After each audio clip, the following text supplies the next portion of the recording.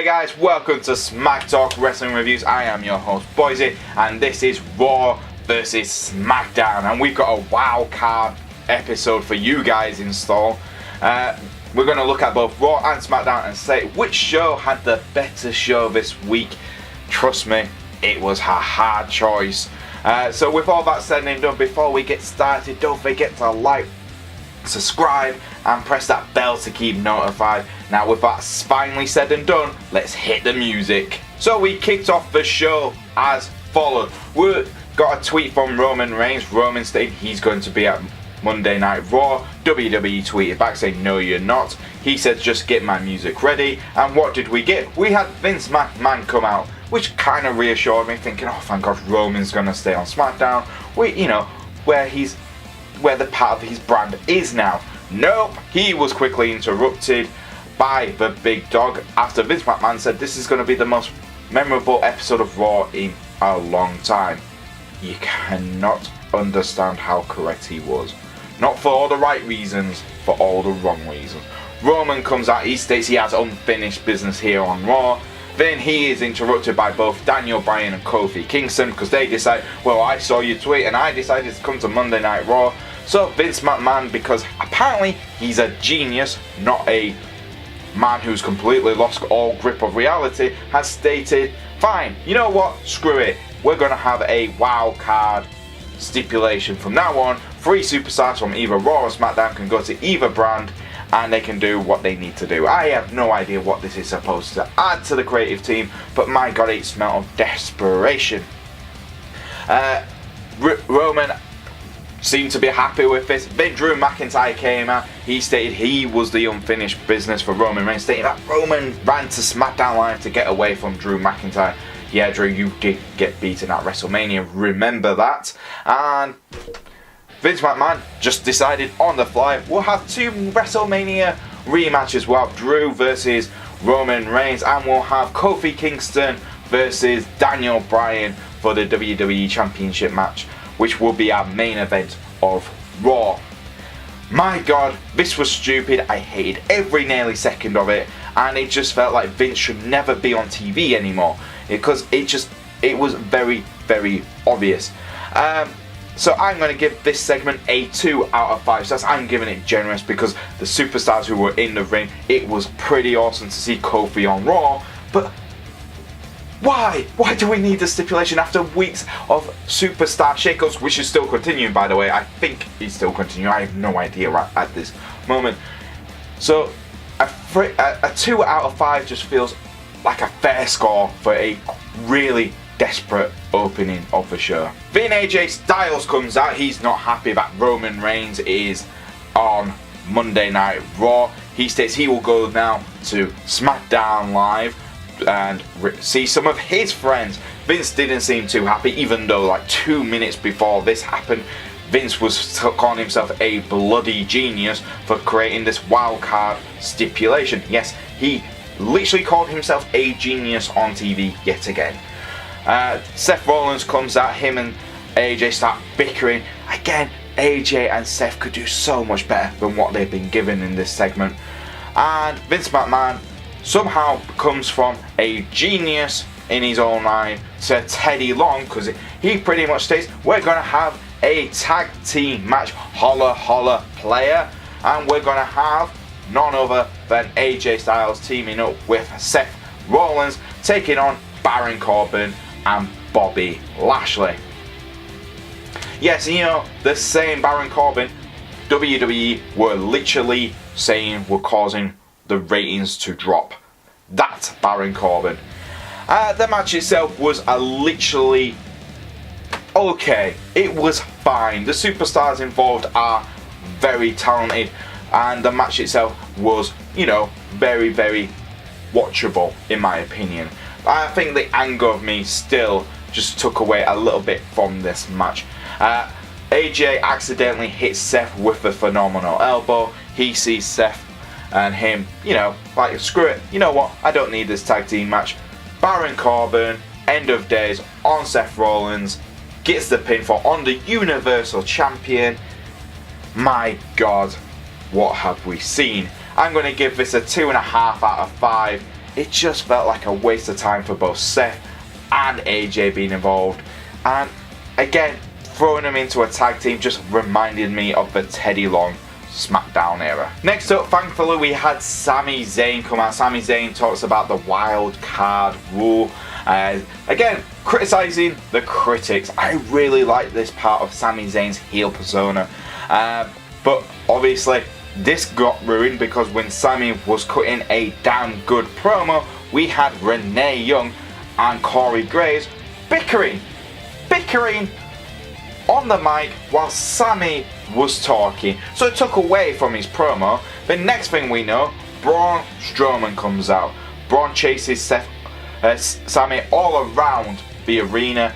Backstage, Sami tries to escape and he gets chucked into a massive garbage bin, which is then picked up by a garbage truck, and then Sami is driven off for the night. Wow. Yeah, Sami Zayn kind of deserves better than this. He's been, again, like I say, some of the best parts of Monday Night Raw, and let's just chuck him in a bin. Why not? Let's just chuck him in the bin. Yeah, this really annoyed me. Again, there's a lot of bad things which happened on Raw, and this is again one of the worst in my opinion. I'm giving this a 2 out of 5 stars. Screw it. It just annoyed me even more. While all that was happening with Sami and Braun Strowman, we actually had a match in the ring. Yeah, that's right. We had a match while this was all happening backstage. We had the Lucha House Party take on local talent. Yes, just local talent. Lucha House Party won. It was a throwaway match at any point. You know, when Lucha House Party got absolutely destroyed by the Viking Raiders, I thought, that's it, they can go back to 205, they can concentrate on cruiserweight matches. No, they're still sticking around. Okay, we're getting local talent matches now, because we need that. This gets a 1 out of 5. There's no point even watching this segment. Next up, we had another high stakes match which was no build towards it at all. We had Ricochet versus Robert Roode. Now, according to WWE, Robert Roode went to one of the McMahons, plead his case that he beat Ricochet a few weeks ago, so he deserves his spot at Money in the Bank. Kind of makes sense, that is a valid point, but no real build up, and it was very, very short of a match. Ricochet and Robert Roode, Roode, had a decent match. It wasn't as good as their match was previous weeks, but that was definitely caused by, let's be honest, no build and time restraint. But they put on a decent enough match for me to enjoy, even though there was nothing. It never even felt like Ricochet's spot was ever in doubt. That's the thing. When these type of matches happen, they should feel like, hold on, the heel could get this spot. They could get the spot at this pay-per-view. There's a risk to it. But it never felt like that while I was watching the match. So for me, the match was entertaining. I'm going to give it a 2.5 out of 5. So we had Lacey Evans taking on a local talent. Now, I'm going to say something here and you're going to look very confused for a second. This was actually a highlight of Monday Night Raw, because Lacey Evans invited all 4 women who were taking part at Money in the Bank on the Raw side. Alexa Bliss, Natalya, Dana Brooke, and Naomi. All 4 were invited ringside to watch Lacey Evans, and Lacey Evans put on a good show against this local talent and showcased why the women's right is a deadly move which can be pulled off anywhere and be very, very destructive, and that's what we need to see. That's what we definitely need to see. Then she gives a stern warning to all 4 women. If any of them win the Money in the Bank suitcase match and they go for her, they'll have repercussions. Very good threat, I like that. And the next thing we know, the man herself, Becky Lynch, Becky 2 Belts, comes out and she beats on Lacey Evans, absolutely beating the crap out of her, building up this feud even better. I actually really enjoyed this. Lacey Evans comes across as herself, a very fresh new character in Raw, And her putting that threat to not just Becky Lynch, but to everyone. She's so positive she's going to beat Becky at Money in the Bank. She's already putting threats to all the women on the Raw side. If they do win the women's Money in the Bank, they're going to get taken out. Really enjoyed this, really liked this. I'm giving this a 2.5 out of 5. Next up, we had the Raw Tag Team Champions Zack Ryder and Curt Hawkins taking on the new team of the Viking Raiders. Yes, the NXT Tag Team Champions versus the Raw Tag Team Champions, which WWE didn't even mention at all. Hell, the Viking Raiders haven't even been allowed to show off their titles on the main roster, which is stupid. They are, everyone knows who they are in NXT. They should be allowed to have their titles with them. But this was a quick match. Curt Hawkins and Zack Ryder tried their best. They did try to dominate the match at the beginning, but the powerhouse of the Viking Raiders just was too much for them, and the Viking Raiders weren't very comfortable. Let's be honest, this is one more step to have the Viking Raiders as our new Raw Tag Team Champions. So for me, I'm going to give this a 2 out of 5 stars. I'm not angry, I'm not disappointed. It's just, let's be honest, Raw want to put the titles on a well-known team, and the Viking Raiders seem to be, they're new enough and people like them, they're going to get the titles. Next up, we got the first of 2 WrestleMania rematches, and it was Roman Reigns versus Drew McIntyre. What am I going to say first? The match itself, I actually enjoyed. I thought it was a good match. The only thing I've got to say about it is, did we really need to see Drew versus Roman again? Because for me, I didn't need to see it. I saw it at WrestleMania only a month ago. Do I need to see it now? No. It just felt like WWE are just so desperate to have Roman on Raw, to have a match, and they just have no plans for Drew, who is, let's be honest, in my opinion, unless AJ turns heel, is the biggest heel as a singles competitor on Raw right now, and they have nothing for him to do, so let's have him feud with Roman again. Okay, that kind of not makes any sense in any way, but it looked like it was going to be a close, tight match. Roman, 50-50 booking again at his best, because I don't mind a match where you have your competitors and you don't know who's going to win. But Roman gets it looks like he's getting the win. He hits the spear. Shane O'Mac and Elias from SmackDown Live. So that it adds, what, at this point, 5 people from SmackDown Live at this point, when it's meant to be 3 now on SmackDown, now on Raw. So they attacked Roman, and then Elias and Drew McIntyre beat the crap out of Roman Reigns, while The Miz chases off Shane O'Mac, and Shane and The Miz have a backstage brawl for a second, while after Shane hits him with a low blow and escapes in a limo. The match itself, again, how many feuds are we getting with the Shane O'Mac stuff? We've got him having The Miz chase him, he's attacking Roman Reigns. Yeah, again, I just don't understand this at all. I don't understand what creative are trying to do with Roman or Drew McIntyre in this point. So for me, I'm going to give this a 2.5 out of 5. This next statement, I'm just going to say this. Usi hot. Usi hot, yeah. The Revival got pranked again by the Usos, because apparently the Usos are now Bugs Bunny. Great. I don't mind the Usos having a silly moment. I don't mind that, because they are fun, energetic guys, and it's cool to see. But I don't want to see stupid pranks every single month. The Usos are the best tag team in the world. The Revival are one of the best tag teams in the world. Why in God's name are we having pranks over matches? These guys could be stealing the show every single week, and we're not getting it. We're having pranks instead. Usi hot. The Revival put some cream on. It's sweat activated, so it heats up. The Usos give them water. You have Dawson. It's just mind-boggling. I can't describe it. Just watch it. It's so bad. but you just need to see it because it is that bad. All this is because apparently the Revival turned down a new contract, so they're being punished in this way. My God, what is wrong with WWE? So for me, I'm giving this a 1 star. I know some people stated, oh, this is just like the ice cream situation with Jericho and Christian with the Dudleys. No, that was actually a funny segment. This wasn't funny.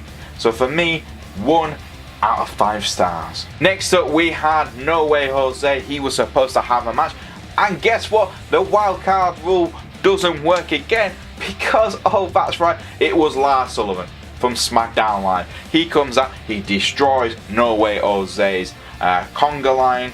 Not the women, he just destroys the men. Then he destroys No Way Jose. There's no match by this point, by the way. He just completely destroys anyone near the ring, which is fine. It's building up Lars Sullivan as a destructive monster, which they've been doing on SmackDown Live as well. So giving him like someone like No Way Jose, who has nothing going on, he's very low mid-card kind of character, so he's just going to get his ass whooped. That's fine. Then we go backstage where we see Vince McMahon on the phone talking to someone, calling himself a genius again for the wild card rule, where he says, oh, Shane and the lights don't count because they just don't. Thanks for explaining that for us, Vince. Lars walks in. Vince looks extremely nervous and goes, you know what, let's change that to 4 superstars who can come to either show. Fantastic. The rule for the wild card didn't even last to the end of the episode. What is wrong with Vince McMahon? What's wrong with creative in that perspective? You create a new rule, you make a new stipulation, you say it's 3 superstars from SmackDown or 3 superstars from Raw can go either to either show, and then not even near the end of a show, you just go, oh, by the way, it's now 4 because Vince is scared of Lars Sullivan. Fantastic, well done, bloody love it. I'm giving this a 2.5 because the Lars Sullivan thing was quite funny, but the rule change just pissed me off even more. So 2.5 out of 5. Next up, we had the saving grace of Raw, the main event. We had Kofi Kingston versus Daniel Bryan for the WWE Championship. Now, as Michael Cole was saying all night, by the way, this is the first time in 3 years an official one-on-one WWE title match has gone on. Wow, okay, I'm excited. And what did we get? We got a bloody good match. Both guys were superb. Why? Because they are professionals. They are 2 of the best talents WWE have to offer, and my God, they worked on it. Yes, it didn't have the same heat as it did for WrestleMania, but that's fine. But my God, Daniel Bryan looked extremely destructive in this match. Kofi comes across as a hell of a babyface who can pull off a victory anytime, and that's the best thing about Kofi's character. Kofi doesn't feel like we're being forced him down our neck. He actually feels like a sympathetic babyface. The same way they tried to book Roman all this time, they've done it with Kofi, but it works with Kofi because the fans are already behind him, and the way he's been booked in matches where he's coming out of matches where he's winning against guys who are more talented is fine. It's perfect. It's just how his character, his gimmick works, and I love it. The match was a hell of a match. Kofi was getting his arm worked all through the match. Daniel Bryan played off that heel. There was parts in that match where he had the crossface locked in and it just looks so destructive. My God, the way Kofi can twist his body back like that is a hell of a thing. Kofi did manage to hit him with Trouble in Paradise out of nowhere, by the way, which was bloody brilliant, showing that his finisher can be pulled off anytime without you expecting it. Kofi gets the victory. He's still our WWE champion, but it looks like ratings weren't that good again on Raw. So I hope to God WWE don't just turn around to Kofi Kingston and Daniel Bryan and blame them for that, because they can't. It's everything else which led up to this which was the issue. It was a poor episode of Raw, and I will talk about that at the end of this show. But for me, I'm giving this a 3 out of 5. What a hell of a match. Loved every second of it. So now we move on to SmackDown Live for this weekend. SmackDown was supposed to start off with Kevin Owens kicking off the show. That was advertised on Twitter and everything, but that was quickly swapped out for AJ Styles. Yes, AJ Styles, the man who built SmackDown Live, is back on SmackDown. He said how great it was to be back on SmackDown Live, how he missed the show, and he was quickly interrupted by none other than Sami Zayn, who stated he knew AJ was coming. He knew he was coming back here to engulf his ego, to come back to the show which built him up, and he's here to stop it. Kofi Kingston comes out with Xavier Woods. Xavier's limping a little bit after his attack from Owens the week before, and he comes out and goes, "What are you guys doing here? You know, this is SmackDown Live. AJ, yes, you might have built it, but you do not live here anymore." And then AJ states, "Look, you were on Raw last night, so you got nothing to stand for." And they all start bickering, and it pretty much leads to a triple threat match for the main event, where we see Kofi Kingston defending his title against AJ Styles and Sami Zayn. Yes, that match is so promising and exciting. I was like, I am sticking around. I want to see this match. But again, if the rules are correct, and I had to check the rules on WWE.com, the wildcard rule is Raw superstars can go to SmackDown and SmackDown superstars can go to Raw, but they cannot challenge for titles on that brand. They can challenge superstars, but they can't challenge for titles. And straight away, the first thing they do, they challenge for the biggest title on SmackDown Live. But apart from that, apart from the rules not existing, you know, the rules which were put in place, it was actually an okay opening segment. I don't mind this replacing Kevin Owens' his segment, because we got an exciting triple threat match for the WWE title. So for me, I am giving this a 2.5 out of 5. Next up, we had Ali versus Andrade, and this was, for what it was, a fantastic match for something very, very short. And both men just showing exactly they have chemistry. For me, I just disappointed that there was so little time towards the match itself, because they came out of the gates flying. They were really highlighting each other's abilities. They're both countering each other quite well. Zelina Vega was getting involved as she usually does, which adds a little bit of spice to their matches. And then next thing we know, Randy Orton comes out of nowhere, attacks both Andrade and Ali. Both men try to fight off the Viper, but Ali and Andrade are both hit with the RKO, and that ends the match. It's a bit of a shame really, because like I stated, the match was a must-see type of match in my opinion. Both guys have the talent to really highlight what they can do. I'm really excited to see what they can do at Money in the Bank. I think they are going to steal the show with the ladders. I think they're just going to be absolutely brilliant. To be honest with you, I want either one of those two to win the Money in the Bank suitcase. I think Ali would be fantastic, or Andrade. Andrade would be really interesting to see him hold the Money in the Bank suitcase. So for me, I'm going to give this a 2.5 out of 5. Randy Orton's attack kind of ruined a really good match in my opinion. Next up, we had Shane O'Mac announcing the new SmackDown Tag Team Champions. As we know, Jeff and Matt had to relinquish the belts through injury, and Shane O'Mac decided to give the belts to none other than Daniel Bryan and Rollins. Interesting selection, because again, yes, we've seen them tag quite a few times when Daniel was the, you know, Planet's champion, and you know what, I think this is a fair choice. It's two very good talented wrestlers who will help elevate the SmackDown Tag Team division in my opinion. And I can't wait to see what the environmentally friendly Tag Team Championship belts are going to look like, because apparently Daniel's already got that in the works, because he said that after the match. Yeah, there was a match, and thankfully WWE did the right thing here. They had the Usos come across from Raw, the tag team which really built up the SmackDown Tag Team division in my opinion, with the New Day and the Bar, and they say, no, you don't get the belts, you have to earn the belts. And they put on a hell of a match. Shane agreed, you know, Shane doing a babyface kind of thing there, but stating, I want to see you guys go back to Raw beaten with nothing. And then it was like, oh yeah, heel, but it's a good, you know, he realises it's a good match to see. And It was a damn good match. This really elevated Rollins and Daniel Bryan as a legitimately good tag team. They already were a good tag team, but now them beating the Usos, a team I think most people do recognise as the best tag team to ever come out of SmackDown Live's tag team division, makes sense. And it's good. It's good to see the Usos have a brilliant match. Seeing as they're doing all the stupid prank stuff on Raw, they go to SmackDown and have a fantastic match. Makes sense, really, doesn't it? But again, the wild card rule was automatically broken again, where a Raw team was challenging for a SmackDown title.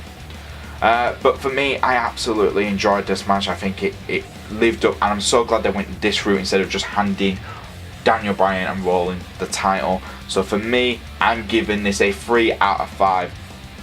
Really good match. After the tag team match, we had Shane O'Mac saying he has another announcement for the Money in the Bank matches for both SmackDown and Raw. I have no idea what his announcement was going to be, because this was just a build-up for Shane O'Mac to get attacked by The Miz. The Miz does attack Shane. He's beating the hell out of Shane O'Mac. Shane managed to get up to the ramp, and the B team come out of nowhere. They attacked The Miz, formerly the Miztourage, as the B team were. So the B team is completely heel now, it seems. They were babyface on Raw, they've gone to SmackDown, they've now become heels again. Okay, makes no sense on that way. They get beaten up by The Miz. Shane comes back out with a steel chair, takes The Miz out, and that pretty much ends that part. That's fine, it's building up their rivalry for Money in the Bank. I do agree with what people are saying. This is the best built rivalry going into Money in the Bank. That is a fair thing to say. I think that and then Kofi and KO are the two best rivalries going in. But it's the same thing we kind of saw on Raw the night before. So it wasn't a huge thing. It's just this time Shane used the steel chair instead of The Miz. So for me, I'm going to give this a 2 out of 5. It's building up their feud perfectly fine.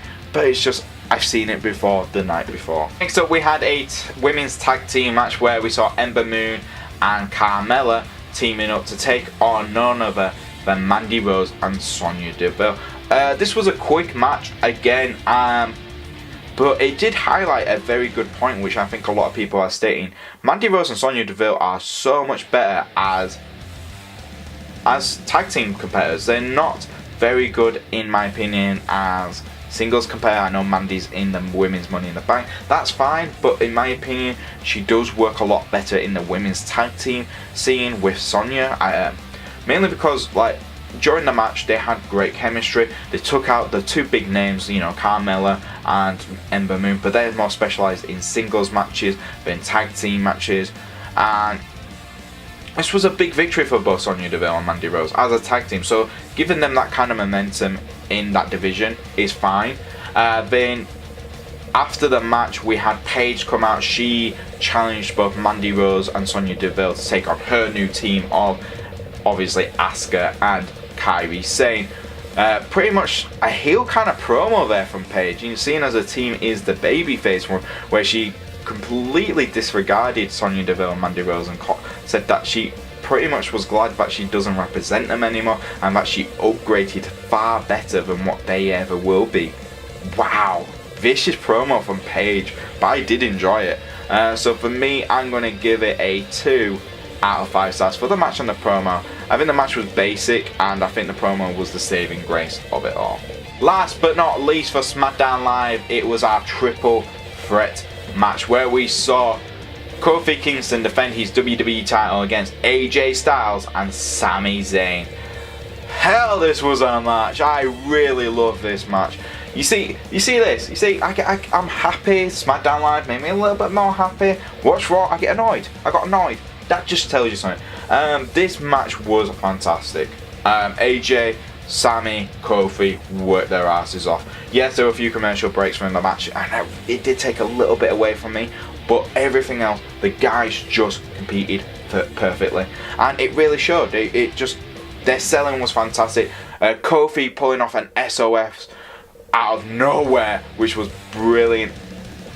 And KO came out, he attacked Xavier Woods, that distracted Kingston, where Sami hit the blue thunderbolt not just once, not just twice, but 3 times, and still couldn't put Kofi Kingston away. Kofi took out AJ Styles with Trouble in Paradise. He was completely taken out by that point.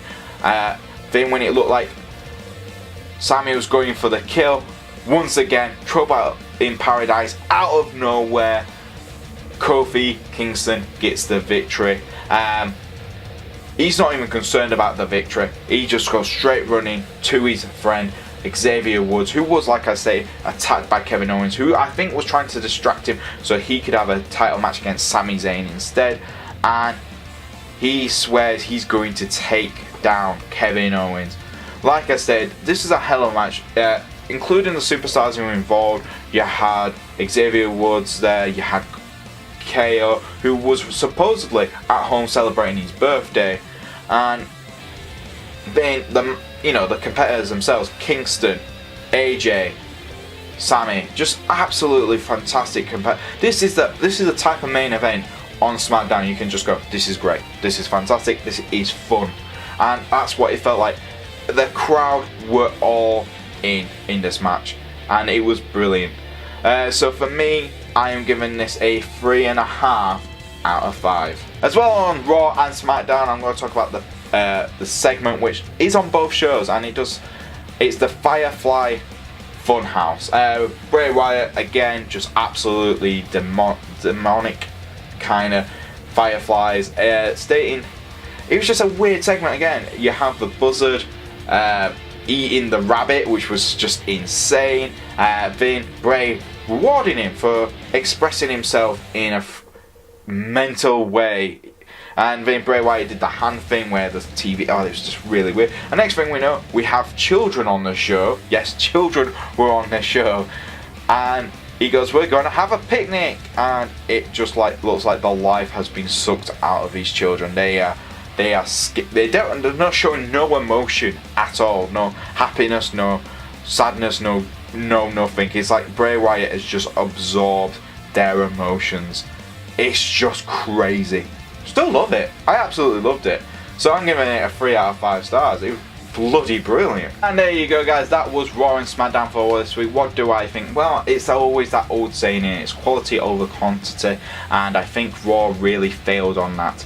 The wild card stipulation just doesn't work in my opinion, and I think it's really going to damage both Raw and SmackDown in the long run. The main event for Raw was brilliant. Kofi Kingston and Daniel Bryan really saving Raw for this week in my opinion. And SmackDown Live, they used the stipulation a hell of a lot better. We got a triple threat match for Kofi Kingston's WWE title, which was awesome. The tag team match between the Usos and Daniel Bryan and Rowan was fantastically put together in my opinion.